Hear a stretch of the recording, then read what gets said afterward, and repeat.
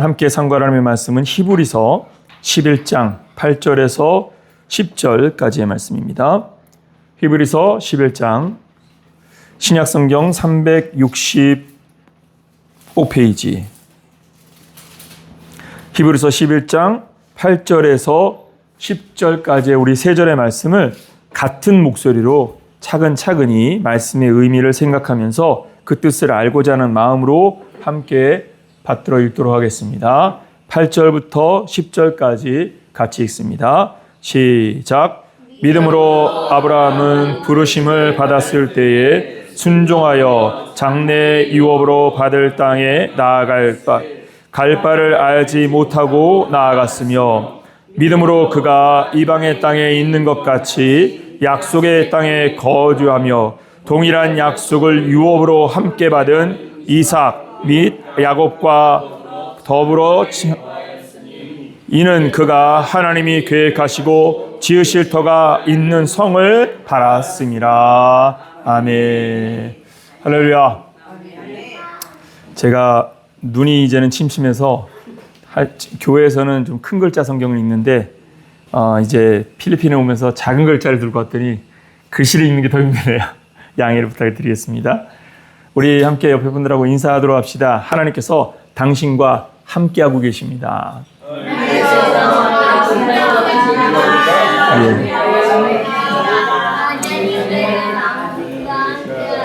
예. 우리 일에는 그걸 암송하는 게 아니라 옆을 눈을 보면서 얘기해야지. 하나님께서 당신과 함께하고 계십니다. 이러면 안 되고 눈을 보면서 해야 돼. 알겠죠? 일회를 위해서 다 같이 한번 해봅시다. 하나님께서 일회와 함께 하십니다. 하나님께서 일회와 함께 하십니다. 예. 할렐루야. 예. 아이는 딱 둘이니까 축복하려면 둘 다를 축복해야 되잖아요. 네. 이한이를 보면서 우리 한번 하나님께서 이한이와 함께 하십니다. 할렐루야. 감사합니다. 예. 이래야? 너는 너의 일을 하면 된다. 자, 하나님 여러분과 함께 하심을 잊지 마시기를 예수 이름으로 축원합니다. 하나님이 나와 함께 하심을 믿는다면 우리의 태도는 분명히 변화될 것입니다. 하나님이 우리의 주인이심을 믿는다면 우리의 태도는 분명히 변화될 것입니다. 하나님이 우리의 왕이심을 믿는다면 우리의 태도는 분명히 변화될 것입니다.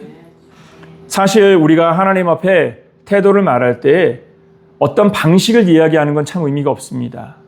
개인이, 자신이 하나님 앞에서 하나님의 주권을 인정하고 하나님의 왕되심과 주인되심을 인정하면서 그 인정하면서 나오는 마음으로 자신을 단장하고 준비하는 것, 이것을 하나님께서 가장 기쁘게 여기실 줄 믿으시기 바랍니다.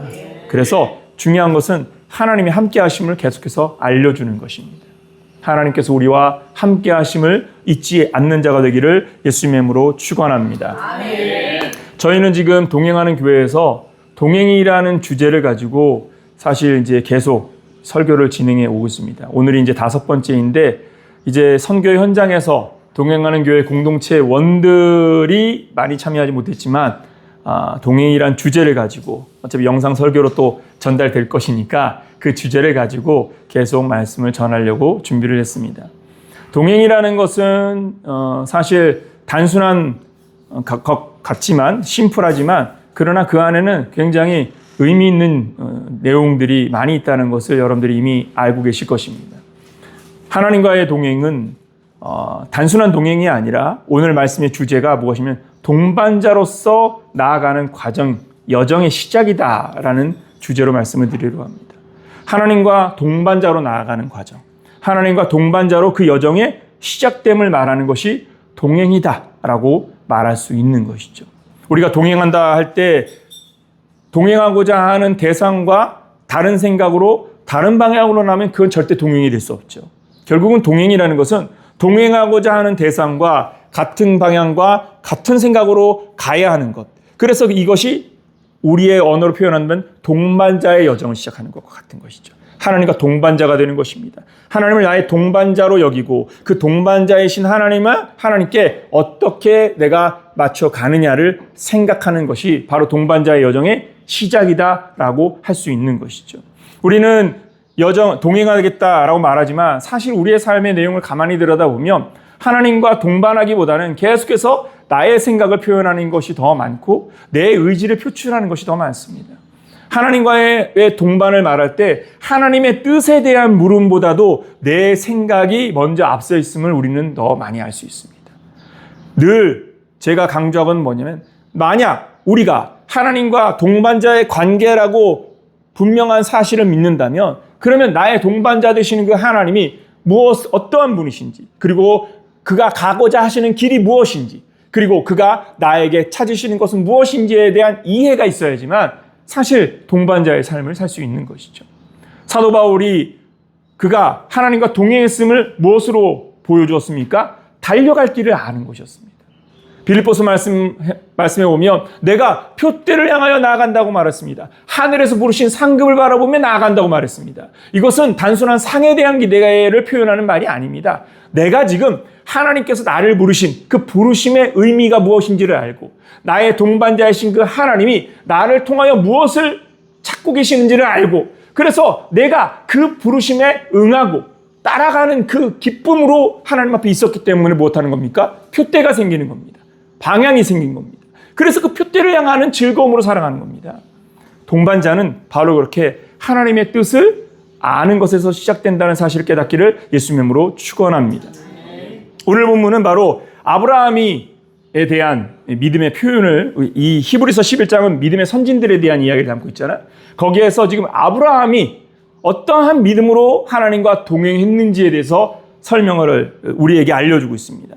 첫 번째 우리가 주목할 것은 무엇입니까? 여러분 8절 말씀을 다시 한번 보십시오. 8절입니다. 같이 한번 읽어볼까요? 시작. 믿음으로 아브라함은 부르심을 받았을 때에 순종하여 장래 유업으로 받을 땅에 나아갈새 갈 바를 알지 못하고 나아갔으며. 여러분 이 구절에서의 첫 번째 단락은 무엇이냐면 믿음으로 아브라함이 부르심을 받았을 때에라는 것. 부르심을 받았을 때에 하나님의 초청을 받고 나아갔다는 겁니다. 하나님의 부름을 받고 나아갔다는 것입니다. 창세기 12장 말씀을 여러분들이 잘 알 것입니다. 하나님께서 너의 본토 친척 아비 집을 떠나서 내가 내게 지시한 땅으로 가라 라고 말씀하신 그 말씀, 이 부르심에 하나님의 이 부르심에 아브라함이 응했다라는 사실을 우리가 주목해야 됩니다. 우리의 믿음의 시작은 바로 이 부르심에서 시작되는 것입니다. 나를 택하신 분이 나를 부르셨기 때문에 지금 이 자리에 있다는 사실을 잊지 마십시오. 나를 택하신 분이 나를 부르셨기에 지금 우리가 이 현장에 있는 겁니다. 우리는 내 의지로, 내 생각으로, 내 판단으로 내가 결정했기 때문에 여기에 왔다고 말하지만 사실은 여기에는 하나님의 성령의 개입이 있다는 사실을 깨닫기를 예수 이름으로 축원합니다. 성령의 개입이 없으면요. 사실 인간이라는 것은 자기의 욕망과 자기의 이익을 우선하는 존재인데 그 욕망과 이익을 우선하는 사람이 어떤 선한 행위에 더 집중하겠습니까?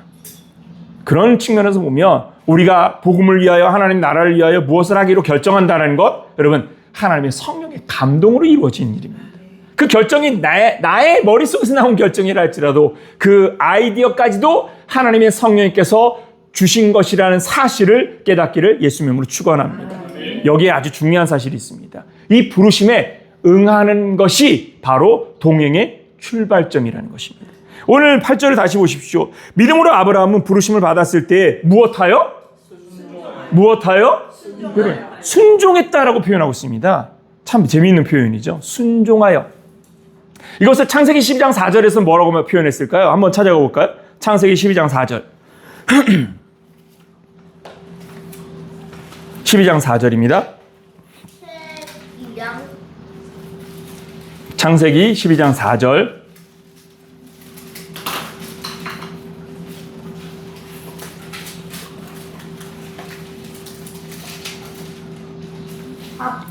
자, 12장 4절 한번 읽어볼까요? 같이 읽어봅시다. 시작. 이에 아브라함이 여호와의 말씀을 따라갔고 롯도 그와 함께 갔으며 아브라함이 하란을 떠날 때에 75세였더라. 예, 여기에서 우리가 주목해야 될 단어가 뭡니까? 아브라함이 무엇을 따라갔고?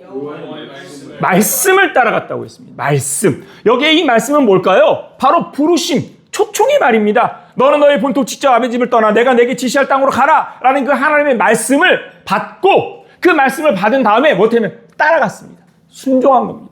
히브리서는 바로 그것을 말하고 있는 겁니다.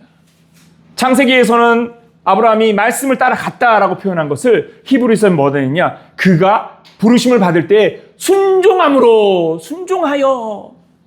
여러분, 순종이 뭐냐면요, 착함이 아닙니다. 순종이라는 것은 착함을 표현하는 것이 아니라 말씀을 따라가는 신앙의 결단을 말하는 것이며 신앙의 행동을 말하는다는 사실을 깨닫기를 예수 이름으로 축원합니다. 순종이란 무엇이라고요? 신앙의 결단입니다. 반응하는, 내가 이것에 반응하겠다는 신앙의 결단입니다. 내 마음에 어떤 의지가 생겼을 때 내 그 의지를 내가 따라가겠다라는 것이 무엇입니까? 결단이지 않습니까? 그 결단 때문에 우리는 무엇하는가? 첫 발을 내딛는 겁니다. 결단이 없으면 사실 첫 발을 내딛지 못합니다. 이 첫 발을 내딛는 이 여정이 뭐냐? 바로 하나님과 동행하는 동반자로서의 첫걸음이 되는 것입니다. 그러니까 우리는 사실은요, 하나님과 동행할 때 하나님께서 나를 동반자로 부르셨는데 그 동반자로 부르시는 그 과정에 대해서 인지하지 못하면서도 따라가는 겁니다. 아브라함을 보십시오. 아브라함에게 하나님께서 말씀을 주셨습니다. 자, 나도 이 시대에 하나님께서 말씀으로 들려주시면 좋겠다. 그러나 그 시대와 고대 사회와 지금은 완전히 다르지 않습니까? 그때는 성경책이라는 존재 자체가 없었고 하나님의 영적인 개입이 아니면 하나님이라는 존재를 인지할 수 없는 시대였습니다. 지금은 이미 성경책이라는 영적 개입, 우리에게 하나님의 존재를 알리는 영적인 사인, 계시들이 있기 때문에 말씀하지 않아도 되는 것이죠. 그런 측면에서 보면 그때 하나님이 말씀하셨다는 것, 우리에게 하나님께서 성경을 통해 들려주신다는 것, 여러분 여기에 응하는 것이 동반의 출발이라는 사실을 잊지 말기를 예수 이름으로 축원합니다. 예수님께서도 어떤 비유를 하셨습니까? 예수님께서 말씀하시기를, 하나님께서 임금에 대한 비유를 말씀하시면서 혼인잔치를 배설했는데 사람들을 청하였습니다. 그런데 사람들을 청하였음에도 불구하고 사람들이 옵니까 안 옵니까? 오지 않습니다. 이게 문제인 것이죠. 청하였는데 청함을 받은 사람들이 오지 않고 있는 것입니다. 마태복음 22장 2절 이하의 말씀에 보면 청함을 받았으나 자기 밭으로 가고, 또한 청함을 받았으나 자기 사업을 하러 가고, 청함을 받았으나 그 청한 종들을 모욕하고 때려서 죽여버립니다. 이게 굉장히 놀라운 이야기. 왜냐? 자기 욕망과 자기 이익에 취하여 사는 사람들은 하나님의 부르심, 하나님의 청함을 받아들일 마음이 없기 때문인 것입니다. 그런 측면에서 지금 여러분들이 여기에 있는 것 기적인 것이죠. 할렐루야. 왜냐? 하나님의 청하심에, 요청에 응했기 때문입니다. 그러니까 이것도 하나님의 은혜인 것이죠. 그런 측면에서 보면 이렇게 청함을 받았음에도 불구하고 응하지 않음에 대해서 하나님이 그 비유에서 뭐라고 말합니까? 임금이 그 혼인잔치를 배설했던 주인이 그 청함에 거절한 사람들 마을에 가서 그 사람들을 다 진멸해버리고 불태워버렸다. 굉장히 과격한 표현인데 사실은 성경은 그렇게 말합니다. 진멸하고 마을을 불태워버렸다. 멸망시켜버린 것입니다. 그리고 나서 무엇 하셨냐면 다시 종들을 보내서 내 거리에서 사람들을 데려와라. 그 사람들을 데려와라. 사람들이 옵니다. 여기가 아주 재미있는 상황이 펼쳐집니다. 이렇게 부름받은 사람들 중에 예복을 입지 않은 사람이 있습니다. 길거리에서 길을 가다가 혼인잔치에 야 이제 다른 사람들을 다 배제하고 너희들 올 수 있어. 데려왔는데 예복을 입지 않았어. 우리가 생각해보면 길거리에서 초청받았는데 왜 예복을 입지 않은 것에 대해서 분노했을까? 왜 예복을 입는 것에 집중하고 있는가를 주목해야 할 것입니다. 예복을 입지 않았다는 건 무엇입니까? 청한 자에 대한 태도, 애티튜드가 없다라는 것입니다. 길거리에서 초청을 받았어도 부른 자가 누구인지를 안다면 무엇하고 온다는 겁니까? 예복을 입고 간다는 겁니다. 마태복음 22장을 여러분 가셔서 다시 한번 읽어보십시오. 예복을 입지 않는 사람은 소수입니다. 다수가 아닙니다. 이 말은 무슨 말입니까? 대부분의 초청된 사람들이 자기를 채청한 사람이 누구인지를 알고 다 예복을 입고 왔다는 겁니다. 근데 예복을 입지 않는 사람이 있는 겁니다. 그 사람은 누굽니까? 초청을 받았지만 자기를 초청한 사람이 누군지를 몰라. 그 사람의 권위를 인정하지도 않아. 그 권위를 존중하지도 않아. 그냥 덜레덜레 온 거야. 슬리퍼 신고 그 고대 사회처럼 그냥 때에 쩔어서 먼지 투성이에 온 몸을 긁고 그대로 왔을 겁니다. 만약 왕이 초청했다면 그 사람은 어떻게 했을까요? 그 나라의 왕이, 실제적인 왕이 칼을 들고서 시퍼렇게 군대를 보내가지고 야, 당장 너희들 당장 준비해서 와야 돼. 그 사람은 어떻게 했을까요? 아마 집에 가서 후다닥 옷 갈아입고 어떻게든 빨리 허벅지 찍어내려도 옷을 갈아입고 예복을 입고 갈 것입니다. 중요한 건 바로 이겁니다. 청함을 받을 때에 응한다라는 것은 무엇이냐면 나를 부른 자가 누구인지를 아는 것이, 나를 초청한 자가 누구인지를 아는 것. 그래서 그 부르신 자에 대해서 내가 진실하게 응대하는 것. 여러분, 이게 진짜 순종이라는 사실을 잊지 말기를 예수님의 이름으로 축원합니다. 순종은요, 그냥 털레털레 뛰어다니는 게 아니라 나를 부르신 분이, 나를 이끄신 분이, 나를 초청하신 그분이 나에게 무엇을 원하시는지를 인지하고 그분에게 내가 보일 수 있는 나의 최선의 것을 드리기 위하여 준비하여 나아가는 것. 여러분, 이것이 순종이라는 것입니다. 그런 의미에서 우리가 동반자가 된다는 건 무엇이냐면요, 바로 나를 동반자로 초청하신 하나님을 인지하는 것이라는 것입니다. 그분이 누구인지를 인지하는 것입니다. 나를 부르신 분이 누구인지를 인지하는 것입니다. 그리하여서 그 부르심에 대해서 내가 어떻게 응하는 것이 합당한 것인지를 생각하고 거기에 대해서 내가 응하여 준비하여서 나아가는 것, 행동하는 것, 그것이 우리의 자세가 되어야 한다는 사실을 잊지 말기를 예수님의 이름으로 축원합니다. 그러니까 사실요, 순종이라는 단어는요, 단순한 단어가 아닌 겁니다. 순종이라는 단어는 내가 나를 부르신 자가 누구인지를 알고 그분에 대해서 내가 합당한 태도와 예의를 준비하고 나아가는 것 자체, 그리고 그 부르심에 응하는 것, 그것이 바로 결단, 그 결단들이 순종이라는 사실을 잊지 마십시오. 동반자가 된다는 것은 바로 그것입니다. 주의 동반자가 되어진다는 것은 부르심에 응하는 것인데, 그 응함은 그 뜻에 대해서 반응하고 생각하고 묵상하면서 내가 하나님 앞에서 어떤 그리스도인들을 살아야 할지를 묵상하면서 나아가는 것입니다. 두 번째는 무엇입니까? 오늘 본문에 보면 하나님이 어떻게 표현되어, 이 아브라함이 어떤 믿음으로 나아갔는지, 순종하여 나아갔다는 그 단어와 함께 표현하는 내용들이 있습니다. 그것은 무엇입니까? 마지막 10절을 보십시오. 같이 한번 읽어볼까요? 10절 같이 읽습니다. 시작. 이는 그가 하나님이 계획하시고 지으실 터가 있는 성을 바랐습니다. 자, 10절만 읽으면 사실은 안 되거든요. 근데 10절을 읽은 이유는 그가 무엇을 바라보고 있다라는 이 소망에 관한 이야기를 하고 있기 때문입니다. 부르심을 받았는데 부르심을 받은 자가 소망을 가지고 나아가고 있는 겁니다. 무엇인가를 바라보고 나아가고 있습니다. 그런데 이 내용이 참 재미있는 건 이겁니다. 여러분, 바로 앞에 9절 한번 다시 볼까요? 같이 한번 읽어볼까요? 시작. 이름으로 그가 이방의 땅에 있는 것 같이 약속의 땅에 거류하여 동일한 약속을 유업으로 함께 받은 이삭 및 야곱과 더불어 장막에 거하였으니, 이 9절에서 표현하고 있는 단어를 주목해 보십시오. 믿음으로 그가 이방의 땅에 있는 것 같이 약속의 땅에 거류하여. 이 무슨 말입니까? 여러분, 해석을 한번 해봅시다. 이방의 땅에 있는 것 같이 약속의 땅에 거류하여. 지금 어디에 있다는 얘기인 겁니까? 이 사람은 지금 어디에 지금 살고 있다는 얘기일까요? 그쵸. 근데 그 약속의 땅이 무슨 땅이라는 거예요? 앞에서는? 그쵸. 이 두 단어가 대치하고 있습니다. 참 재미있는 건 뭐냐?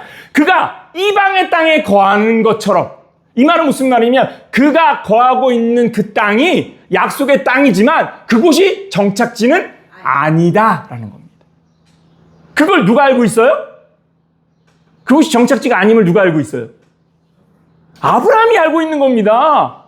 약속의 땅으로 나갔는데 그 약속의 땅에 도착해서 나는 하나님이 부르신 약속의 땅에 왔어. 내 일은 끝. 이게 아니었다는 겁니다. 놀라운 건 그는 여전히 이방 땅에 거류하는 것 같이 살고 있습니다. 이건 무슨 말일까요? 그가 이 땅에 살아가면서 여기에 자기의 장막의 본향이 여기에 끝이라고 여기지 않았다는 겁니다. 인생의 삶을 살며 자기의 인생은 여기에서 나그네와 거류민의 삶이었다는 사실을 인지하고 있었다는 겁니다. 참으로 놀랍지 않습니까? 아브라함은요, 지금 약속의 땅, 가나안을 향하여 약속의 땅으로 나아갔지만 약속의 땅에 정착하고 그곳에서 장막을 치면서 땅을 사들이면서 후대가 그 아브라함이 사들인 땅으로 정착지를 삼지 않습니까? 그렇게 준비하였지만 중요한 건 뭐냐? 아브라함 자신은 그곳이 하나님이 약속하신 그곳이 자기의 완전한 정착지가 아니었음을 알고 있었다는 것입니다.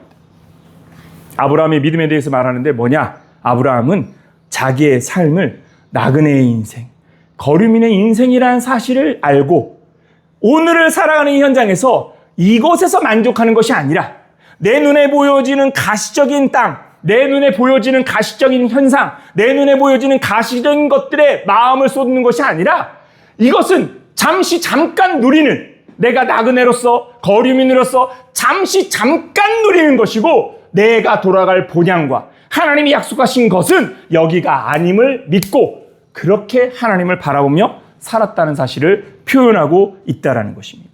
그래서 뭐가 있는 겁니까? 소망이 있는 겁니다.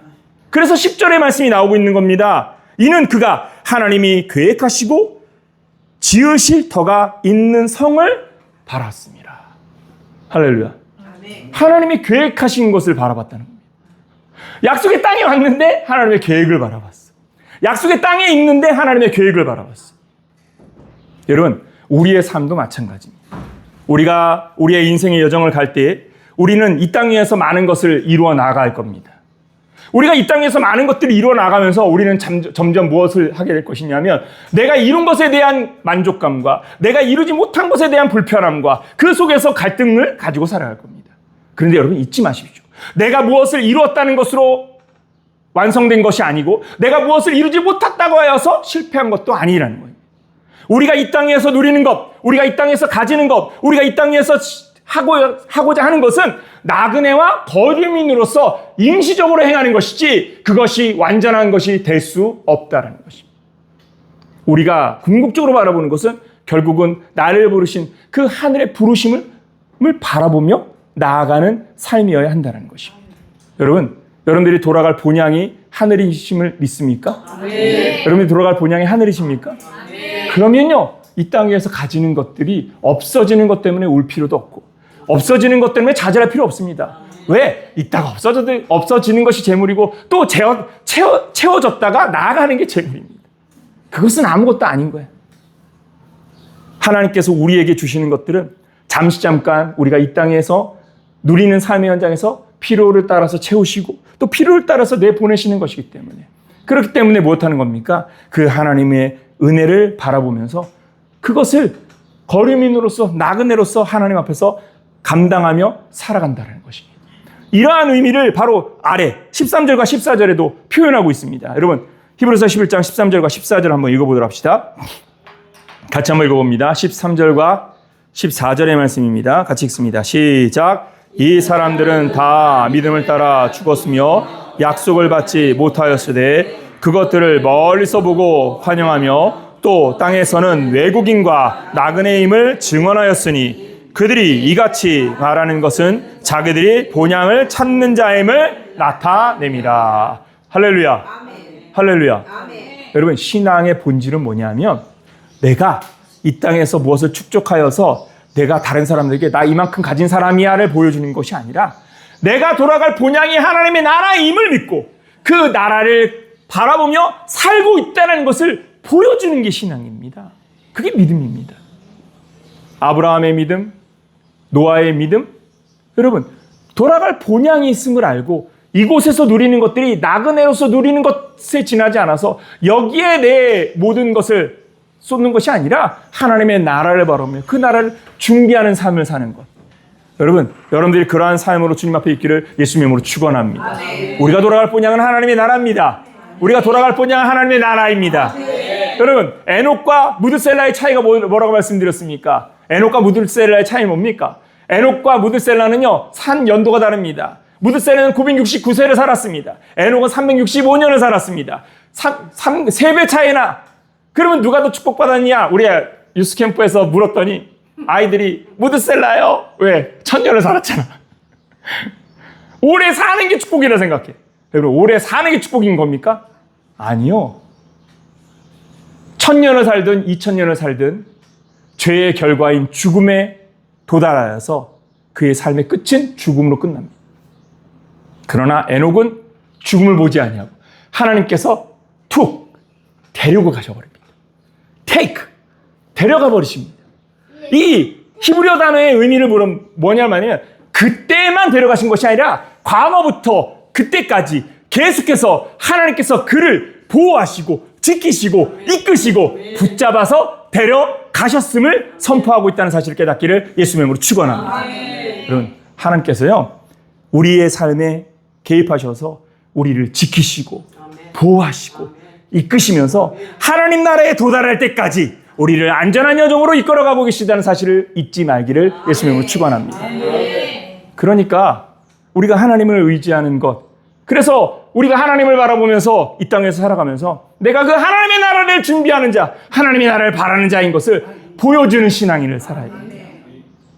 노아가 바로 그런 삶을 살았지 않습니까? 오늘 아브라함을 얘기했지만 사실 노아도 마찬가지입니다. 바로 앞에 7절 말씀에 노아의 삶에 대해서 표현하죠.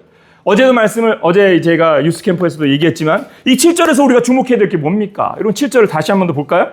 7절 말씀입니다.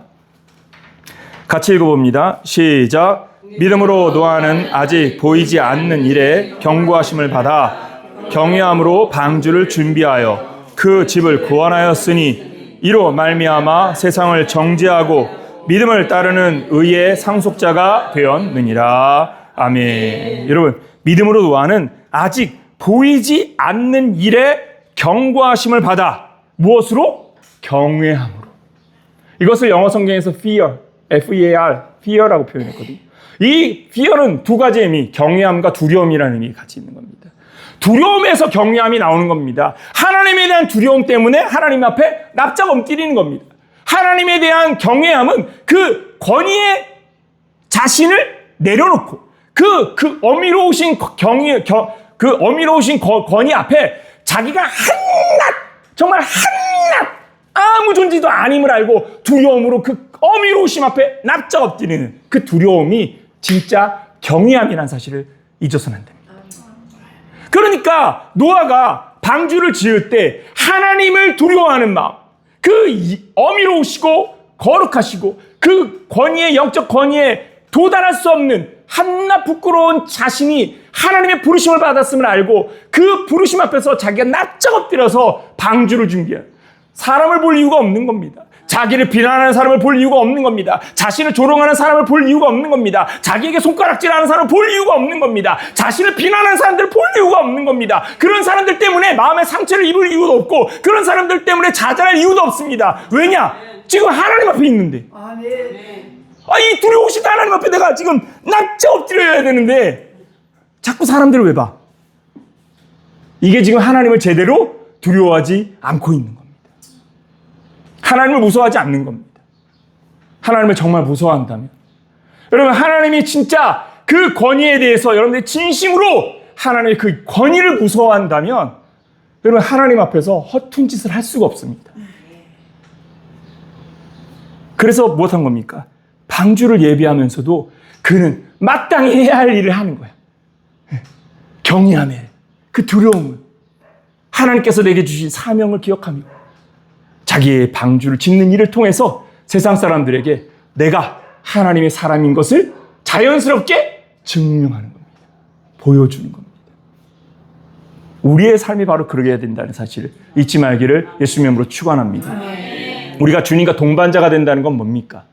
동반자가 된다는 것은 주님의 걸음에 딱 붙어서 주님과 같이 걷고 주님과 함께 움직이는 것입니다. 그러면 이 여정에서 무엇 해서는 안 되느냐? 소돔과 고모라 성이 멸망당할 때 롯의 아내가 무엇 했습니까? 롯의 아내가 무엇 했습니까? 왜 소금 기둥이 됐습니까? 뒤를 돌아봤어요. 하나님과 동행할 때는요, 뒤를 돌아보면 안 돼. 주변을 볼 필요도 없어. 여러분, 동반자가 된다는 것은 뒤를 돌아보는 게 아닙니다. 주변을 돌아보는 게 아닙니다. 동반자가 된다는 것은 나의 동반자이신 하나님께 딱 붙어서 그 하나님 한 분을 바라보고 그 하나님과 동행하면서 그 하나님의 시선을 바라보면서 그 시선에 나의 시선을 두고 그 걸음에 나의 걸음을 두고 그의 손길에 나의 손길을 두기를 힘쓰는 마음으로 주님과 딱 붙어서 다니는 걸음이 되어야 한다는 것입니다. 그래서 아브라함의 순종이 빛나는 이유가 그겁니다. 아브라함이 순종했지만 아브라함이 연약하지 않습니까? 그래서 자기의 목숨을 위해서 자기 아내를 팔지 않습니까? 이 아내가 얼마나 미인이었으면, 그러면은 그만큼 아내가 세상 사람들이 볼 적에 미인이면 자기 정말 좋은 아내를 얻었다는 거잖아요.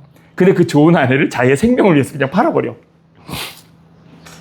얼마나 꼴불견입니까? 근데 하나님은 그런 아브라함을 뭐라 하지 않습니다. 왜냐? 그럴 수 있어. 인간이니까. 우리는 인간에 지나지 않습니다. 나의 영적 권위를 너무 높게 생각하지 마십시오. 나는 하나님 앞에서 이런 존재, 나는 하나님 앞에서 이런 것까지도 할 수 있어. 여러분, 큰일 납니다. 이런 것까지도 할 수 있어가 아니라 이것까지도 맡겨주셨으니, 이것까지도 맡겨주셨으니, 이것이라도 할 수 있으니. 그래서 겸손함으로 할 수밖에 없는 겁니다. 하나님이 주신 은혜의 사명을 감당할 때 하나님의 동반자로서 우리가 이 땅에 나그네로 산다는 사실 잊지 말고 주님과 함께 동행하는 여러분들 되기를 예수님의 이름으로 축원합니다.